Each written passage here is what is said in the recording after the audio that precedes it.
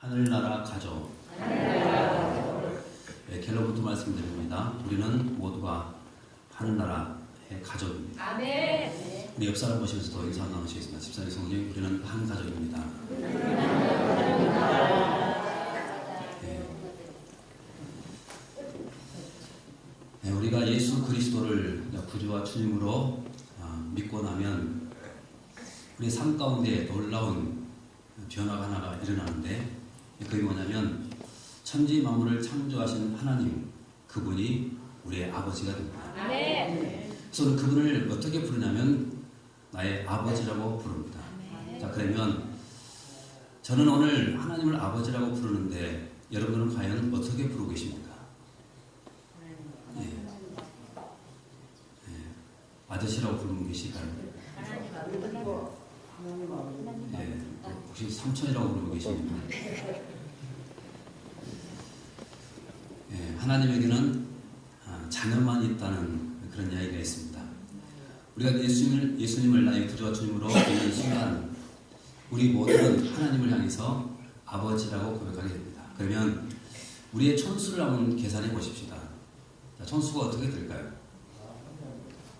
예, 한마디로 말씀드리면 형제 자매인데 한 가족이라 그 말입니다. 한 가족. 자, 우리는 다른 사람이 아니라 한 가족입니다. 한 가족.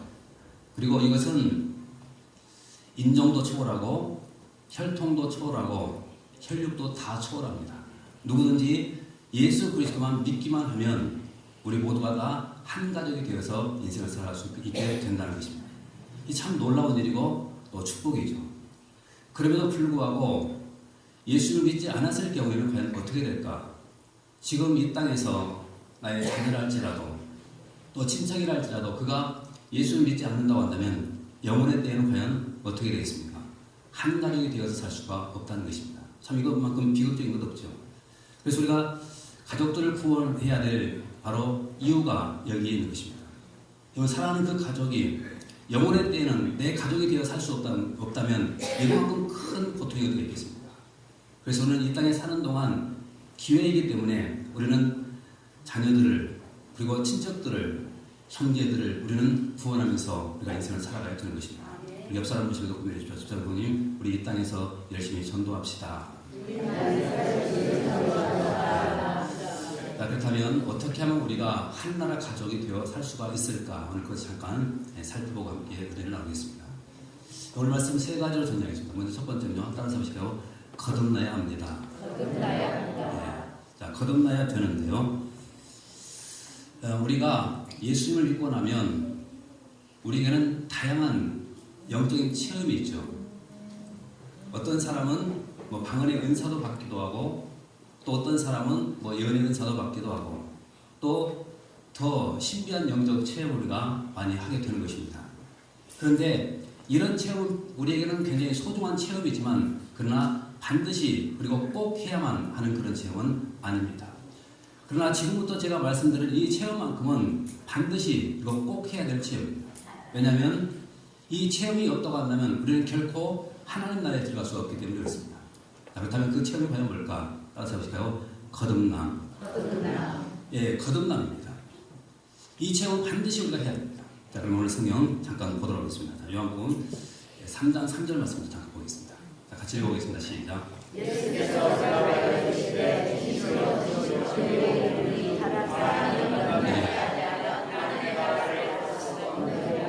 자, 지금 요한복음 3장 3절 말씀에서 뭐라고 말씀하고 있죠? 주님께서 분명히 우리에게 말씀하고 있죠. 어떤 말씀입니까? 자, 진실로 진실로 몇 번 강조되죠? 두 번 강조가 되고 있죠. 자, 예수님께서 두 번 진실로 진실로 이렇게 말씀하신 것은 굉장히 중요한 말씀이라고 말씀드렸죠. 자, 근데 그 중요한 말씀 가운데 하나가 뭐냐면 이 말씀입니다. 사람이 거듭나지 않는다면 자, 하나님 나라를 볼 수가 없다. 여러분, 이 말을 다른 말로 바꾸면 하나님 나라에 들어갈 수가 없다 그 말입니다. 그러면 하나님 나라에 들어갈 수 있는 조건 뭘까요? 거듭남입니다. 거듭남. 그래서 종교 개혁자인 마틴 루터는 이런 말을 했습니다. 우리가 천국에 도착했을 때 그 천국 문 앞에는 이런 글귀가 써 있을 것이다. 오직 거듭난 자만이 이곳에 들어갈 수가 있다. 저는 이 말이 일리가 있다고 생각합니다. 왜 그런가 하면 요한복음 3장 3절 말씀 보면 그 사실을 우리가 발견할 수가 있죠. 자, 누가 들어갈 수 있다고요? 오직 거듭난 사람들만이 그곳에 들어갈 수가 있기 때문에 그런 것입니다. 거듭나지 않는다면 결코 들어갈 수가 없습니다. 자, 그렇다면 중요한 것은 어떻게 거듭날 수가 있을까? 이 거듭남이 과연 무엇인가 하는 것입니다. 우리가 이 말씀을 이해를 하려면 요한복음 3장에 가서 우리가 잠깐 볼 필요가 있는데요. 자, 요한복음 3장에 가서 잠깐 말씀 한번 보도록 하겠습니다. 요한복음 3장 14절에서부터 16절까지 말씀 좀 읽어보겠습니다. 시작. 원세가 하나님께서 그것같이 인자를 위하였느니 15절. 그를 믿는 자마다 다시 믿으라. 16절. 그는 믿는 자마다. 예. 자, 지금 요한복음 3장에 여러분 이 말씀의 배경을 아십니까? 지금 요한복음 3장 1절 말씀부터 쭉 읽어보시면 어떤 말씀이 기록되냐면 니고데모라는 사람이 등장합니다. 이 사람이 밤중에 주님을 찾아왔죠. 간원입니다. 똑똑한 사람이에요. 그런데 그가 예수님 앞에 이런 말씀을 하죠. 이런 말을 하죠. 당신은 하늘로부터 내려온 선생인 줄 내가 압니다라고 말합니다. 여러분 그때 예수님께서 뭐라고 합니까? 아는 것이 중요한 것이 아니라 사람이 거듭나야 된다. 여러분 이 사실을 가르쳤죠. 그런데 그 말을 듣고 이 사람이 오해를 해요. 어떤 오해를 했냐면 그러면 거듭난다고 분명히 말씀하셨는데 나는 나이도 많고 그렇다면 우리 어머니 뱃속에 다시 들어갔다가 다시 태어나야 됩니까? 이런 엉뚱한 말을 합니다. 그럼 그때 예수님께서 하신 말씀이 뭡니까? 물과 성령으로 거듭나지 않는다면 하나님 나라에 들어갈 수가 없다고 말하죠. 그때 또 니고데모가 이렇게 또 질문을 던집니다. 그것이 무슨 말씀입니까? 하고 물었을 때 하신 말씀이 바로 이 말씀이에요. 자, 뭐라고 말씀합니까? 자, 모세가 광야에서 뱀을 든과 같이 인자도 들려야 된다. 그리고 그 들려진 그 인자를 믿는 자마다 바라보는 자마다 구원받게 된다. 이것을 말씀하죠. 자, 그러면 이 말씀의 내용 문맥상으로 쭉 읽어보시면 거듭남이 무엇인가를 분명히 발견할 수 있는데 한마디로 말씀드리면 예수를 믿는 것입니다.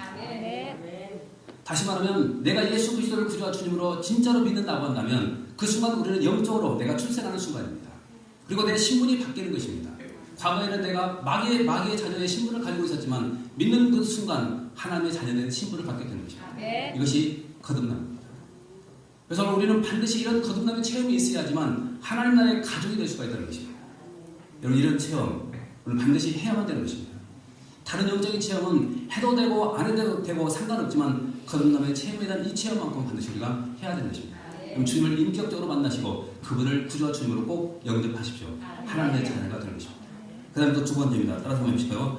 영적인 것을 이해해야 합니다. 네, 오늘 본문에 넘어와서 보겠습니다. 31절 말씀부터 35절까지 말씀 좀 한번 읽어보겠습니다. 자, 같이 읽습니다. 시작. 그때 예수가 학생들이 와서 밖에 서서 사람을 번에 예수를 부르니 32절 불 앉았다가 여쭤보되 보소서 동생들과 너희들이 밖에서 찾나이다. 대답하시되 누가 내 어머니이며 동생들이냐 하시고 둘러 앉은 자들을 보시며 이르시되 내 어머니와 내 동생들을 보라. 누구든지 하나님의 뜻대로 행하는 자가 내 형제요 자매요.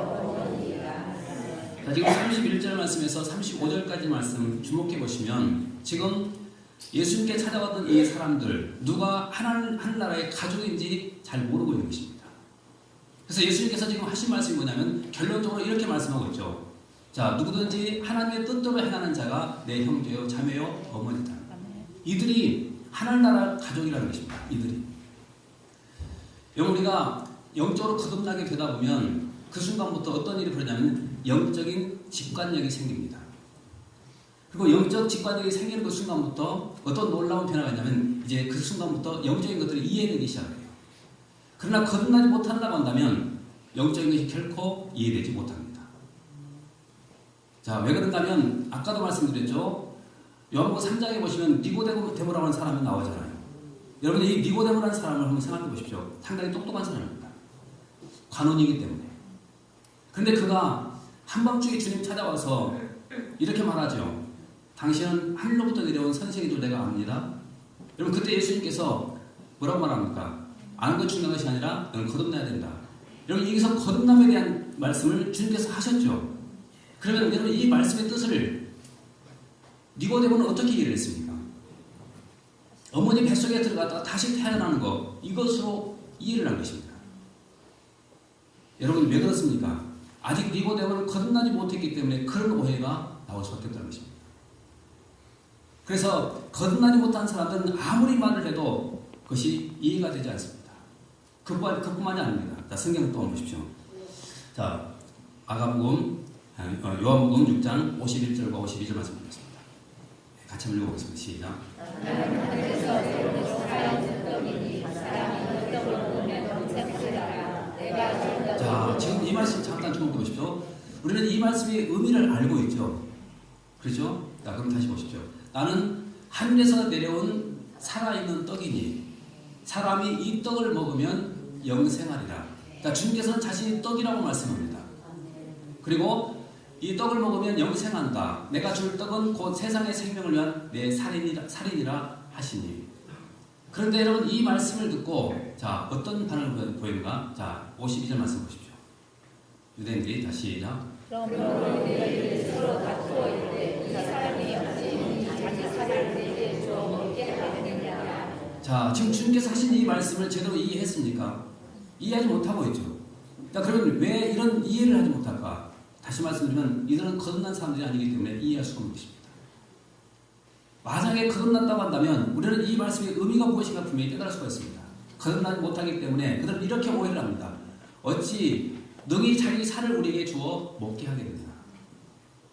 오해한 것입니다. 근데 그뿐만이 아니죠. 오늘 본문의 배경이 되는 말씀을 잠깐 한번 주목해 보십시오. 자, 마가복음 3장으로 잠깐 보시면서 넘어가십시오. 자, 우리 21절과 22절 말씀 잠깐 보시겠습니다. 21절과 22절 같이 한번 읽어봅니다. 시작. 예수의 친족들이 듣고 그를 붙들러 나오니 이는 그가 미쳤다 하느니라. 예루살렘에서 내려온 서기관들은 그가 바알세불이 집혔다 하고 또 귀신의 왕을 힘입어. 자, 지금 예수님께서 천국 복음을 지금 증거하고 있는 것이죠. 그런데 그것을 보면서 이제 자, 친족들이 어떤 반응을 보였습니까? 21절 말씀이에요. 예, 다시 보십시오. 21절. 예수의 친족들이 듣고 그를 붙들러 나오니 이는 그가 뭐였다고요? 예, 미친 사람이라고. 지금 거듭나지 못했기 때문에 예수님에 대해서 지금 그들은 미친 사람이라고 지금 말하고 있습니다. 또 그뿐만이 아니죠. 자, 서기관들은 또 어떤 반응을 보입니까? 22절 말씀 보십시오. 예루살렘에서 내려온 서기관들은 그가 바알세불이 집혔다 하며 또 귀신의 왕을 힘입어 귀신을 쫓아낸다 하니. 한마디로 말하면 예수님을 가리켜서 귀신 들린 자 그렇게 말합니다. 귀신 들린. 여러분 왜 이런 반응들이 나옵니까? 아직 거듭난 사람들이 아니기 때문에 그렇습니다. 거듭난 사람이라고 한다면 여러분 그 예수 그리스도가 우리의 구원주라는 사실을 분명히 발견할 수가 있습니다.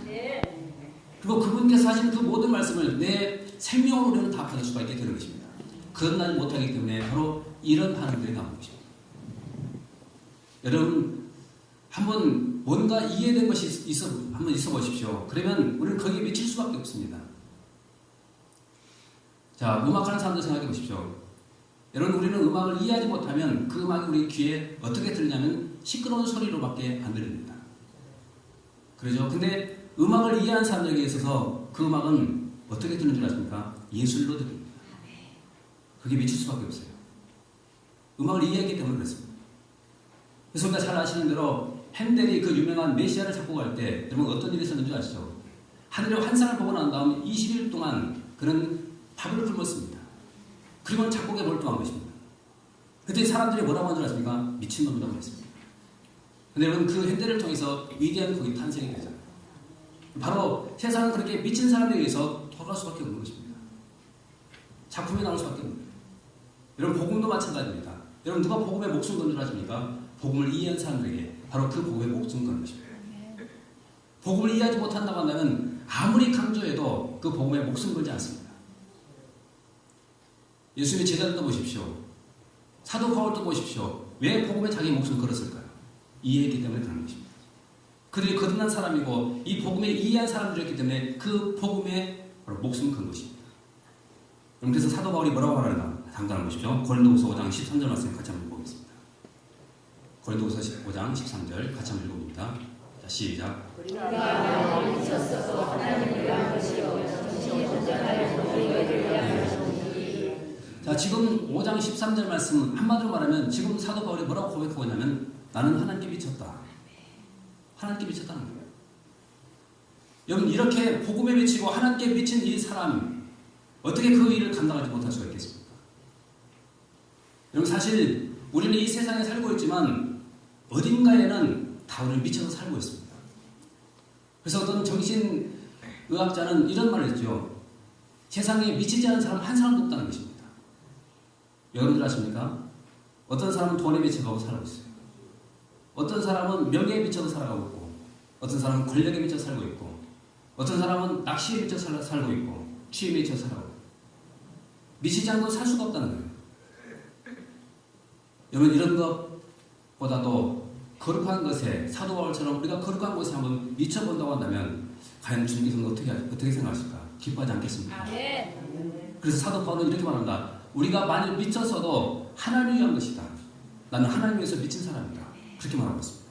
여러분, 이런 사람들에 의해서 하나님의 역사는 쓰여져 가는 것이고 하나님의 아름다운 작품은 이루어져가게 되는 것입니다. 오늘 우리가 바로 그 일에 주인공 되어야 되지 않겠습니까?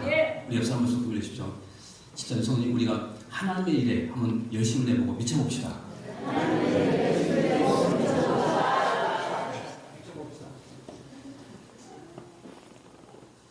여러분, 미친다는 것은 상당히 힘듭니다. 그러나 하나님 나라는 그렇게 돼야만 됩니다. 왜 그런가면 우리가 미치지 않고 그런다면 결코 일은 감당할 수가 없기 때문에 그렇습니다. 여러분, 꼭 이 귀한 일에 또 의미 있는 일에 여러분 평생의 삶을 한번 들여보십시오. 그러면 주님 만났을 때 우리는 놀라운 상급, 놀라운 축복을 얻게 될 것입니다. 그 주인공 되시기를 주님 축원합니다. 그 다음에 마지막 세 번째입니다. 따라서 하시고요. 하나님의 뜻을 행해야 합니다. 예, 우리는 거듭나서 하나님 자녀가 되고 하나님의 자녀가 되는 그 순간부터 우리는 영적인 것이 이제 이해가 되기 시작합니다. 근데 영적인 것이 이해가 되는 그 순간부터 우리는 이제부터 뭘 갖냐면 영적인 목표를 갖게 되어 있습니다. 영적인 목표. 자, 그렇다면 한나라 가족들이 가져야 될 영적인 목표 과연 무엇이어야 될까? 오늘 말씀 잠깐 보겠습니다. 자, 35절 말씀 다시 한번 보겠습니다. 35절입니다. 자, 시작.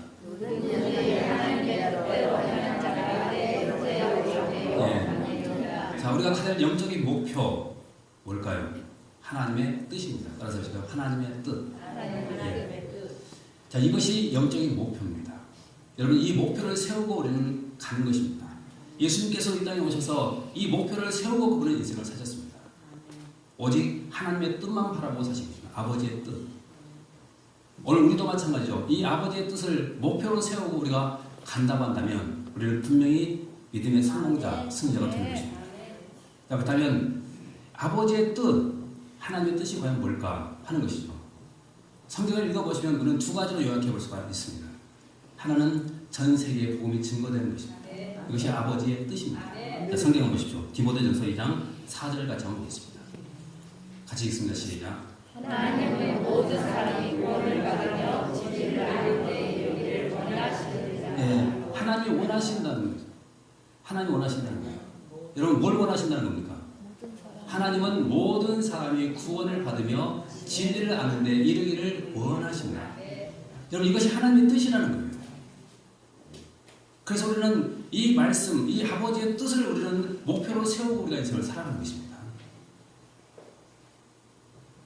여러분, 그래서 우리는 시간이 될 때마다, 힘이 될 때마다 우리는 이 말씀에 순종하기 위해서 우리는 살아가야 되는 것입니다. 그리고 또 하나는 이웃들에게 사랑을 베푸는 것입니다. 이웃들에게 사랑을 베푸는 것. 이것이 우리의 목표가 되어야 됩니다.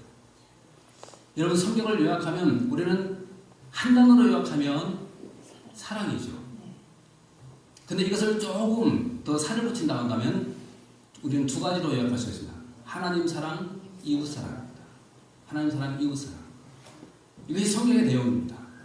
그런데 그 하나님께서 우리에게 주신 명령, 우리에게 주신 사명, 요약해보면 딱 두 가지밖에 없습니다. 그것이 뭐냐면 하나는 내 증인 되라. 그리고 또 하나는 내 이웃을 내 몸과 같이 사랑해주라. 여러분, 이거밖에 없습니다. 그래서 우리는 성경을 읽다 보면 그런 하나님의 뜻을 발견하고 그 뜻을 아는 자만이 이 목표를 세우고 인생을 살아가게 되어 있다는 것입니다. 여러분, 교회 존재 목적이 뭔지 아십니까? 바로 이 아버지의 뜻을 이루기 위해서 우리는 모인 것 아니겠습니까? 저는 참 가끔 기도하다가 이런 생각이 많이 들어요. 여러분, 10의 1조 한번 생각 한번 해보실까요? 우리는 하나님 앞에 10의 1조를 드린다고 생각하죠. 자, 그러면 한번 여쭤보겠습니다. 여러분, 10의 1조를 내가 하나님 앞에 드리는 것일까요? 내가 하나님께로 10의 9조를 받는 것일까요? 구조를 받아. 어떤 것이 정답일까요? 드리는 것이 맞습니까? 받는 것이 맞습니까? 성경적으로 보면 받는 것이 맞습니다. 왜냐하면 모든 것이 누구 겁니까? 하나님의 것이기 때문에 그래요. 하나님의 것. 그래서 우리는 그 은혜에 감사해서 우리는 하나님 앞에 10의 1조를 드리죠. 자, 그런데 여러분, 10의 1조를 우리가 헌금을 사용하는 것을 가만히 한번 보십시오. 참 여기서 재밌는 사실을 하나 발견했습니다. 무엇이냐면, 자, 우리는 하나님께로부터 10의 9조를 받았죠. 그리고 하나님 거 하나님 앞에 드렸죠. 자, 그러면 이것은 하나님 것이기 때문에 누구를 위해서만 사용되어야 될까요? 하나님을 위해서만 사용되어야 되죠. 여러분, 여기 손해보면 안 되죠. 그런데 우리는 어떻게 생각하냐면, 교회 재정은 우리의 마음대로 우리가 쓰고 있다는 거예요. 하나님께 드려놓고 내가 그 주머니에서 다시 빼내는 거예요. 근데 여러분, 만약에 우리가 이런 헌금까지도 여러분, 하나님의 그 일, 하나님이 원하시는 그 일에 목표를 두고 우리가 그 일에 이것을 쓴다고 한다면 하나님이 얼마나 기뻐하시겠습니까? 그래서 교회 사명은 두 가지입니다. 우리가 하나님 복음 전하는 일에 있어야 되고, 이웃을 구제하고 또 그들을 섬기는 일에 우리가 이것을 사용할 때 하나님이 기뻐하시는 것입니다. 그렇다면 하나님이 더 크게 축복해 주지 않겠습니까? 그래서 우리 교회가 이런 목표를 세우고 앞으로 우리가 나아간다고 한다면 하나님 크게 우리 교회를 축복하시고 또 마지막 시대 우리 교회를 아름답게 쓰실 줄로 믿습니다. 여러분, 이 일에 꼭 주인공 되시고 또 주님 앞에 섰을 때 다 상급받는 하나님의 종들이 꼭 될 수 있기를 바라겠습니다. 자, 여러분, 목표를 꼭 세우십시오. 목표 없이 우리가 신앙생활을 하게 되면 어떤 결과가 나오는 줄 아십니까? 말씀드렸죠? 권투 선수가 허공을 치는 것과 똑같습니다. 여러분, 권투 선수가 상대방과 지금 시합을 한다고 생각해 보십시오. 그러면 내가 권투 선수라고 한다면 누구를 쳐야 됩니까? 상대방의 얼굴을 쳐야 되죠. 그런데 이 권투 선수가 목표가 없습니다. 뒤를 대고 허공을 치고 그런다고 한다면 과연 그가 승리할 수 있을까요? 승리 못합니다. 신앙의 목표도 마찬가지입니다. 여러분, 목표 없이 신앙생활을 하게 되면 허공 치는 것과 똑같습니다. 그러나 이 두 가지 목표를 딱 세우고 우리가 나아간다고 한다면 우리는 분명히 승리자가 될 수가 있게 되는 것입니다. 이 목표 앞에 꼭 순종하시고 또 그게 쓰임받는 저와 여러분 되시길 주님으로 축원합니다. 기도하겠습니다.